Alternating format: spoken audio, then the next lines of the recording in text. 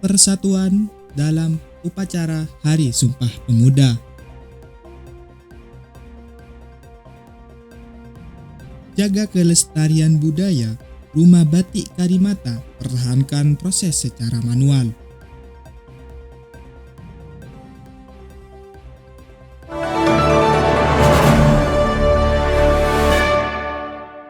Halo sobat, salam jumpa dalam kelas IJTI, Ruang Profesional Menjadi Jurnalis Merdeka.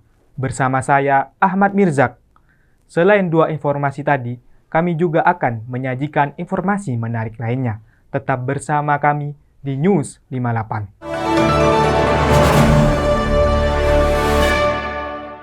Upacara peringatan Hari Sumpah Pemuda ke-97 digelar di alun-alun Kota Jember pada 28 Oktober pagi hari. Acara ini dihadiri oleh perwakilan sekolah, para guru, dan instansi pemerintah. Dalam rangka memperingati Hari Sumpah Pemuda yang ke-97, pemerintah Kabupaten Jember menggelar upacara di alun-alun Kota Jember. Kegiatan dimulai sejak pukul 7 pagi dan berlangsung khidmat dengan suasana penuh semangat kebangsaan. Upacara tersebut dihadiri oleh perwakilan dari berbagai sekolah di Kabupaten Jember, para guru, serta instansi pemerintah. Seluruh peserta mengenakan seragam rapi dan tampil antusias dalam mengikuti rangkaian upacara. Dalam upacara tersebut, teks Sumpah Pemuda dibacakan secara serentak sebagai bentuk penghargaan atas semangat juang pemuda Indonesia dalam mempertahankan persatuan dan kebangsaan.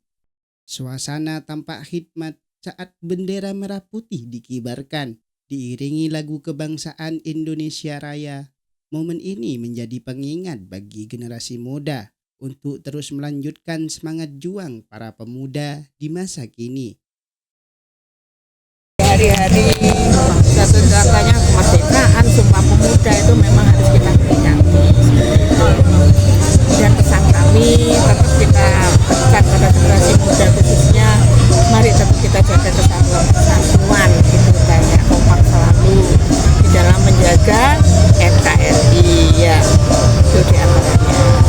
Dan pesan ya, pesannya ya tetap kita harus menjaga kesatuan dengan kebinekaan yang ada di negara kita ini harus kita jaga. Terima kasih. Sebelumnya saya sangat merasa terhormat karena bisa mewakilkan sekolah saya untuk berada di upacara Sumpah Pemuda di alun-alun ini. Jadi menurut saya, tanggapan saya itu, ini sesuatu pengalaman yang tidak bisa terlupakan karena bisa berada di upacara yang terdapat banyak instansi-instansi dan perwakilan dari sekolah-sekolah lain. Jadi saya merasa sangat terhormat gitu. Dalam kegiatan tersebut, pemerintah Kabupaten Jember mengajak generasi muda untuk memaknai Sumpah Pemuda sebagai semangat untuk terus berkarya dan menjaga persatuan bangsa. Dari Patrang Jember, Sofia Nuraini melaporkan.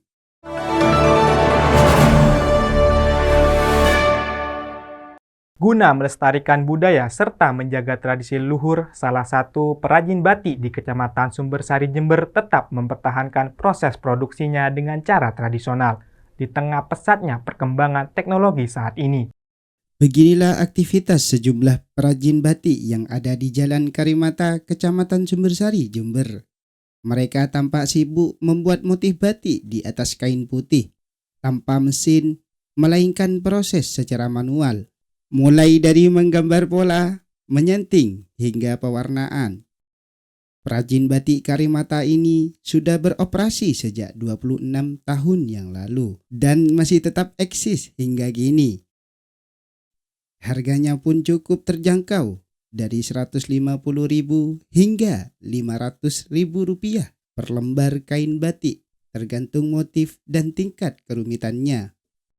Batik Karimata ini banyak digemari kalangan dewasa, namun tak sedikit para pelajar sekolah yang menggunakan produk mereka untuk kebutuhan fashion maupun kegiatan seni dan budaya. Batik Karimata ini juga kerap menerima pesanan khusus untuk acara pernikahan serta seragam formal. Tak hanya melayani penjualan di outlet, mereka juga memasarkan produk secara daring. Di sini batiknya tuh ada 2 macam, batik tulis dan batik cap. Semua dikerjakan di sini semua. Dari awal sampai akhir. Kalau batik itu konsumennya tuh terutama yang dari instansi pemerintah. Karena mereka kan diwajibkan untuk pakai batik tulis yang lokal. Gitu. Kalau untuk anak-anak mudanya, biasanya mereka mencari batik tulis itu yang untuk event-event. Itu misalkan kayak duta-duta, lomba atau apa itu. Kalau untuk terus kadang untuk pernikahan, acara juga. Batik Karimata ini membuktikan ketekunan dan konsistensi dalam menjalankan usaha, menunjukkan bahwa semangat melestarikan budaya dan menjaga nilai tradisi tetap hidup melalui goresan canting juga warna-warna batik di tengah perkembangan teknologi saat ini. Dari Sumbersari Jember, Nur Hasanah, Titik Bawon melaporkan.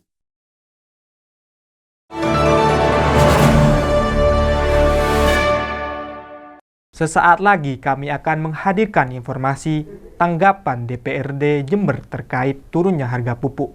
Tetap bersama kami di News 58.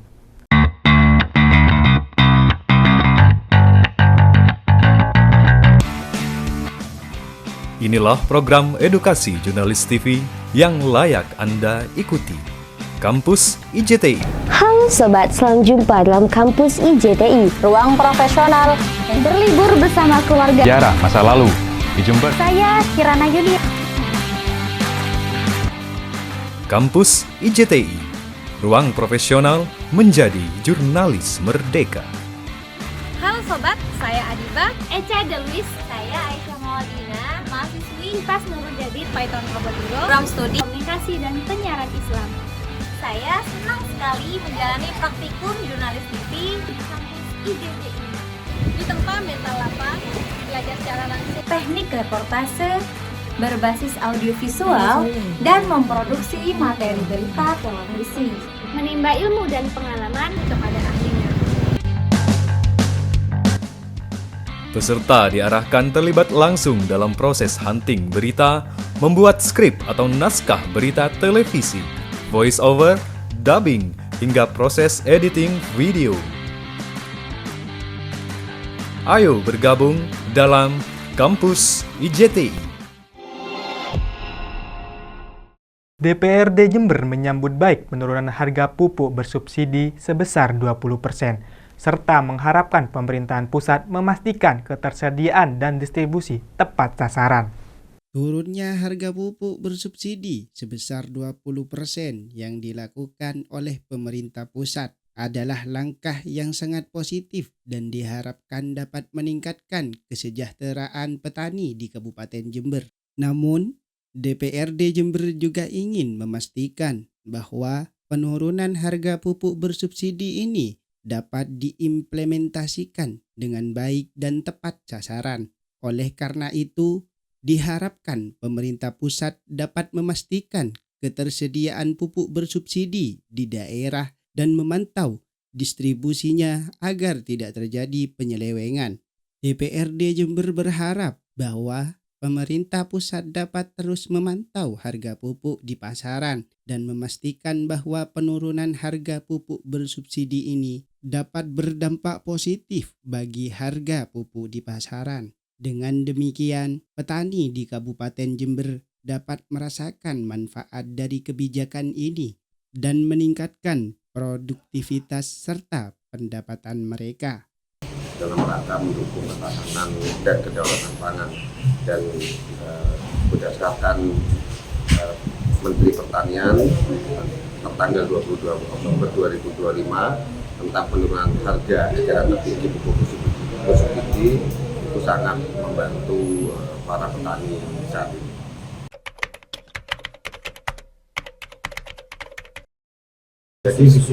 Jadi untuk pupuk bersubsidi ini kami di DPRD Kabupaten Jember meminta satu kepada Dinas Tanaman Pangan, Perkebunan dan Hortikultura untuk kembali melakukan cek dan recheck terkait hasil RDKK pada tahun ini. Karena apa? Karena itu adalah salah satu pintu masuk agar para petani bisa mendapatkan jatah pupuk subsidinya sesuai dengan kuota yang dimiliki. Kita agar Dinas Tanaman Pangan, Perkebunan dan Hortikultura memperkuat administrasinya agar ke depan para petani yang mempunyai lahan dan punya SPPT untuk bisa mendapatkan pupuk bersubsidi. Dan yang kedua, kami juga meminta kepada Pupuk Indonesia, distributor pupuk dan juga TPHP agar menerbitkan satu edaran tentang penurunan harga eceran tertinggi dari pupuk subsidi. Karena kami khawatir banyak kios-kios yang masih belum mendengar informasi ini dan akhirnya menjual pupuk masih dengan harga yang lama. Beberapa informasi kami menemukan kios-kios pupuk masih ada yang beralasan bahwa ini adalah stok lama, ini adalah stok yang kemarin, jadi mereka menjual pupuk bersubsidi dengan harga yang kemarin. Dan yang ketiga, kami juga meminta Dinas Tanaman Pangan, Perkebunan dan Hortikultura untuk mengawasi terkait dengan distribusi pupuk yang ada di masyarakat.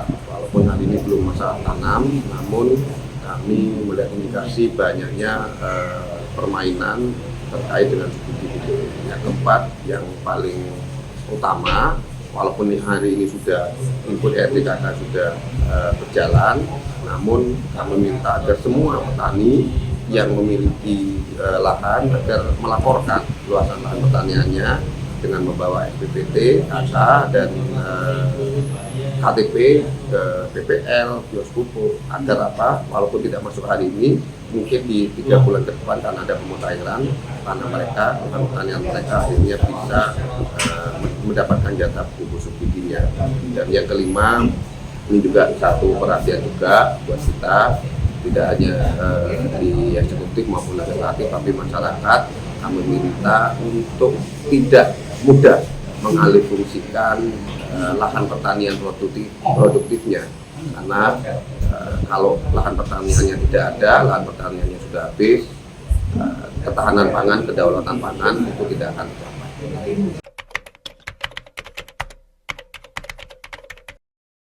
Ya, jadi kami membuka posko pengaduan untuk proses distribusi ini, membuka posko pengaduan dan juga hotline kami pribadi agar kami bisa menerima informasi apakah edaran tersebut sudah dilaksanakan atau belum. Dan beberapa hari ini kami sebenarnya menerima informasi dari berbagai kecamatan tentang masih adanya kios-kios pupuk yang tidak taat terhadap aturan ini, termasuk juga mereka menjual pupuk dengan sistem bundling atau paket.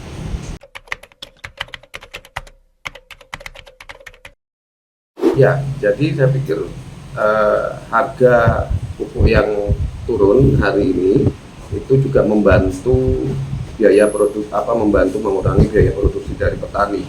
Seperti yang kita ketahui, hari ini situasi ekonomi sedang tidak baik-baik saja, daya beli juga menurun, maka ini menjadi salah satu stimulan agar petani punya semangat. Dan itu juga sangat berpengaruh kalau lahan pertaniannya tumbuh, berkembang, maka juga akan menambah lapangan kerja. Jadi penurunan harga pupuk itu sangat membantu petani hari ini.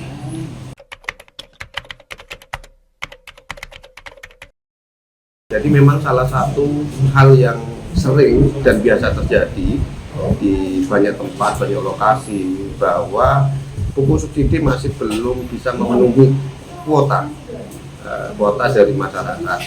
Nah, maka ke depan dinas terkait, termasuk juga masyarakat, para penegak hukum juga harus bisa melakukan pengawasan yang baik terhadap proses distribusinya dan juga menertibkan oknum-oknum PPL, oknum-oknum pemilik kios maupun distributor, agar dengan kondisi pupuk yang memang masih belum mencukupi secara optimal, itu tidak akan menyusahkan petani. Yang kedua, Kabupaten Jember itu adalah kota tembakau, maka kami meminta sebenarnya lewat pemerintah daerah agar tembakau menjadi satu tanaman yang itu bisa mendapatkan pupuk subsidi. Walaupun dalam edaran Menteri Pertanian tembakau bukan 9 tanaman yang dapat subsidi pupuk, tapi karena tembakau adalah komoditas utama Kabupaten Jember, maka perlu dilakukan usaha yang keras agar petani tembakau bisa mendapatkan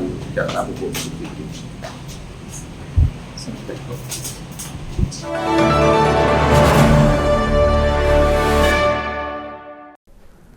Pagi tadi, upacara peringatan Hari Sumpah Pemuda digelar di alun-alun Jember. Momen ini menjadi pengingat penting bagi generasi muda untuk terus menumbuhkan semangat persatuan. Lalu, bagaimana makna Sumpah Pemuda bagi mereka? Berikut liputannya.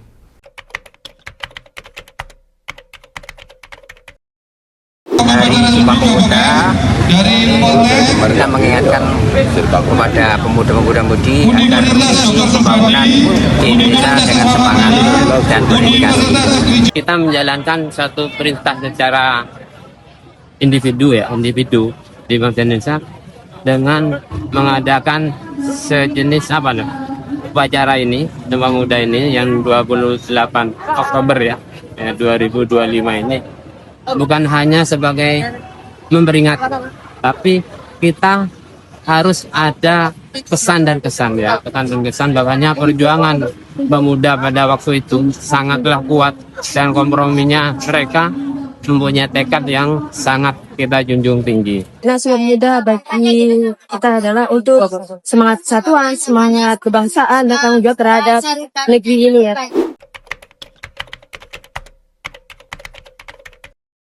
Pesannya para pemuda-pemudi agar meneruskan pembangunan dan perjuangan para pendahulu kita. Terima kasih.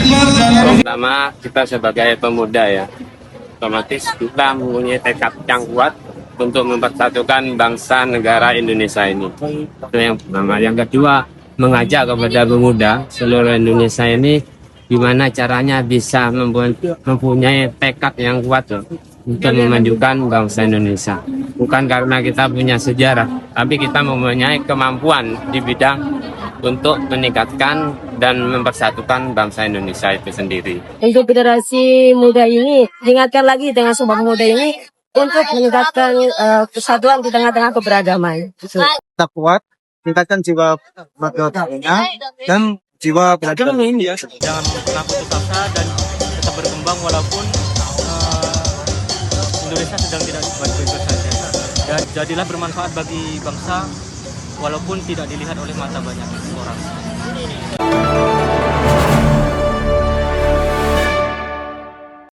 Keunikan cireng berbentuk hewan.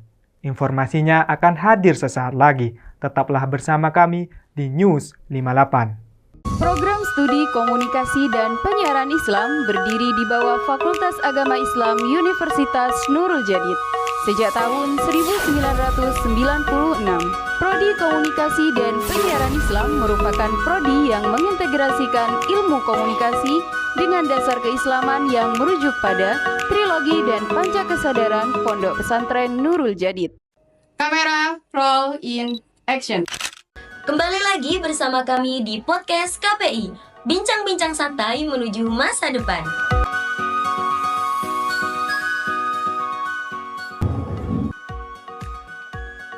Intinya, isu yang teman-teman bawa harus mengandung proximity dan magnitude. Paham? Saya mengambil isu ini karena menurut saya hal tersebut mempunyai dampak yang cukup signifikan.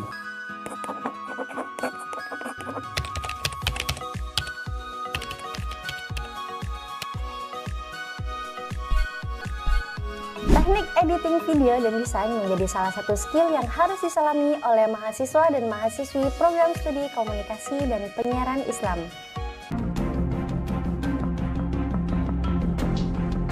Menyusun skenario, menjadi sutradara dan aktor film memanglah bukan hal yang mudah.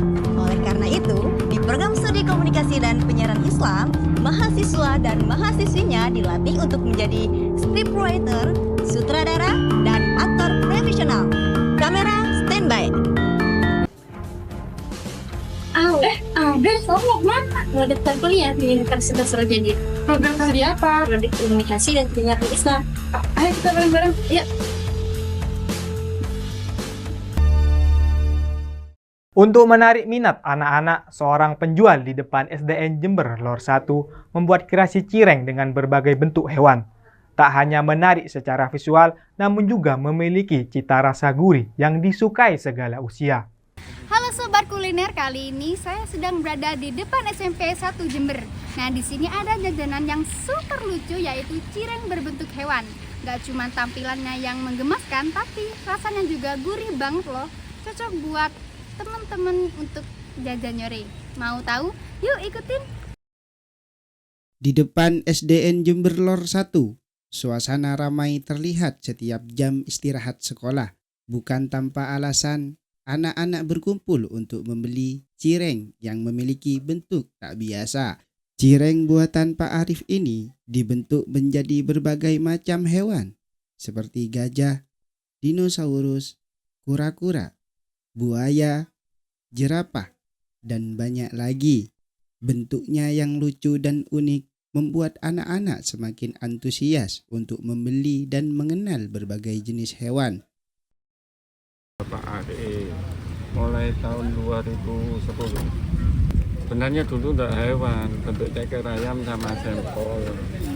Pas menemukan hewan dari teman saya yang jualan mainan, akhirnya punya ide untuk jualan mainan gitu loh, dijadikan mainan.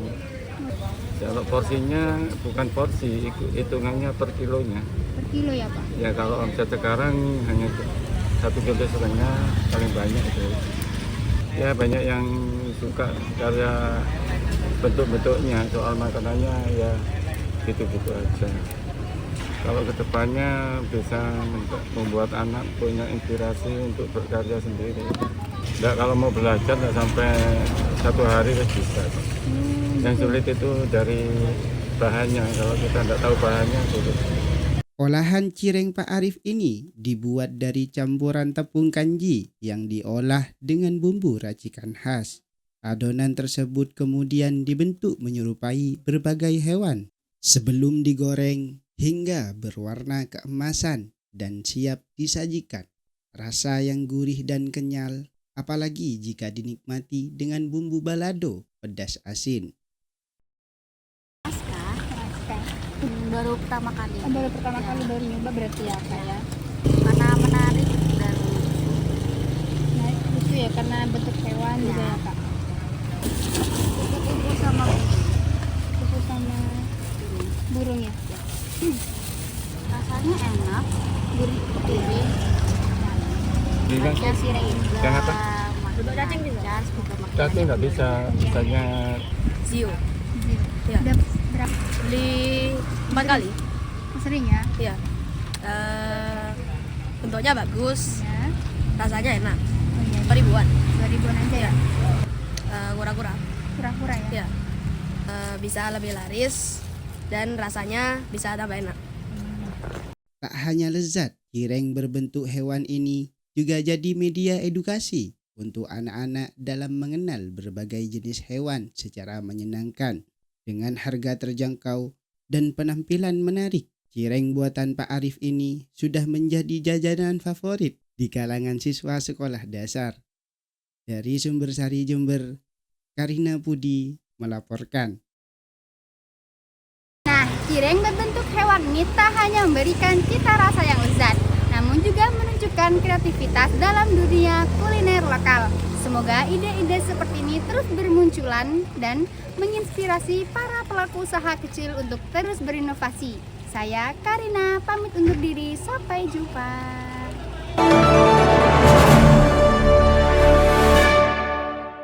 Berjualan cilok dengan berkeliling menggunakan gerobak itu sudah biasa. Namun, ada yang berbeda dengan pedagang satu ini. Ia memilih menggunakan kendaraan minibus untuk menjajakan dagangannya. Cara promosinya pun tak kalah menariknya, yakni menggunakan sarana media sosial. Sudah hampir 6 bulan terakhir, pedagang cilok ini menjajakan dagangannya dengan cara yang tidak biasa. Bukan dengan gerobak, melainkan dengan kendaraan minibus yang dimodifikasi menjadi tempat berjualan yang rapi, nyaman, juga bersih. Cilok buatannya juga punya ciri khas. Gorengannya terbuat dari campuran ubi dan daging sapi dengan racikan saus tomat, sambal kacang, dan kecap khas yang memberikan perpaduan rasa manis, pedas, dan gurih yang berbeda dari cilok pada umumnya. Tak hanya itu, pedagang ini juga aktif melakukan siaran langsung di TikTok untuk memberitahukan lokasi jualan setiap hari. Strategi ini sekaligus menjadi cara promosi yang efektif untuk mengundang pembeli datang langsung ke tempat yang berjualan. Harganya pun cukup terjangkau, hanya Rp5.000 saja per porsinya. Inspirasi saya karena barangnya itu simpel, jadi saya ngatur harga ini setelah panasnya lebih, juga kalau di sini susunan yang gorengan dan bumbu-bumbunya juga simpel juga, dan tidak bikin ribet ya. Kalau pakai motor atau gerobak itu kan invest lagi saya. Tapi kalau ini kan enggak, ternyata ini tutup-tutup, taruh kantong itu kan, taruh ke tengah, sudah selesai. Yang untuk kantong-kantong plastik, juga saya taruh di kantong. Cara berjualan ini menjadi bukti kreativitas dalam menggunakan teknologi sebagai sarana promosi yang mudah dan efisien. Ahmad Rifki. Ahmad Rifki, oke. Ahmad Rifki di sini selaku pembeli ya. Nah, ini ada yang ada rasain dari pentol ini, bagaimana sih rasanya? Enak, bumbunya kental ini. Dengan inovasi berdagang seperti ini, pedagang cilok tersebut berhasil menjadi contoh pelaku usaha kecil yang kreatif dan adaptif di era digital seperti saat ini. Dari Kaliwates Jember, Abir Nabila, Yulia Triana melaporkan.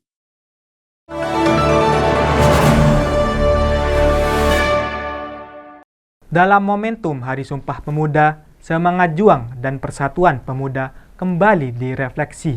Meski zaman sudah berubah, nilai nasionalisme dan kebersamaan harus tetap hidup di jiwa pemuda masa kini. Setiap tanggal 28 Oktober, kita diperingatkan lagi dengan semangat yang ditorehkan para pemuda tahun 1928. Zaman sudah berubah, tapi semangat harus tetap hidup di jiwa pemuda masa kini. Kalau dulu perjuangan dilakukan dengan mengangkat senjata, sekarang pemuda berjuang melalui ide, karya, dan teknologi. Tapi pertanyaannya, masih adakah semangat persatuan dan nasionalisme di era sekarang? Refleksi Sumpah Pemuda menjadi momen buat kita semua bahwa jadi pemuda gak cuma punya semangat, tapi juga tanggung jawab untuk berkontribusi nyata. Jadi, apa makna Sumpah Pemuda di era yang serba digital ini? Dan gimana pemuda bisa menjaga semangat kebersamaan tanpa terpecah oleh perbedaan? Sebenarnya kan pada hari ini ataupun pada masa yang lalu, kita mempunyai sama-sama punya tugas yang sama untuk bagaimana membangun negara ya. Pada waktu itu didorong bagaimana Indonesia merdeka melalui kebersamaan dan persatuan.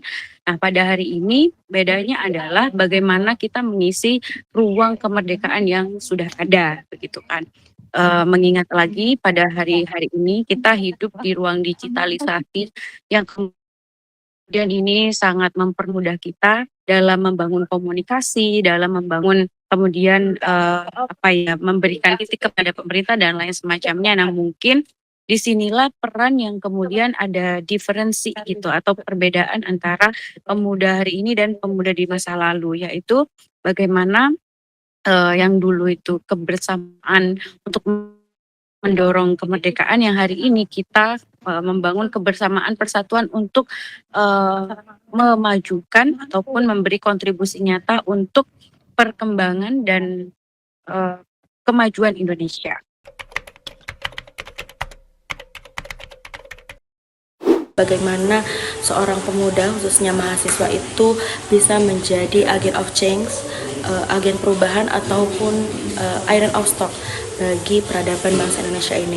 Karena apa? Karena mahasiswa adalah bentuk pemuda yang paling elit, di mana dia memegang teguh, dia yang menjadi patron terdepan dan garda terdepan bagi berjalannya suatu negara. Karena secara tidak langsung mahasiswa merupakan makhluk yang sangat kritis, makhluk yang memiliki kepedulian tinggi atas tridharma yang dia jalankan, karena makhluk merdekanya itu.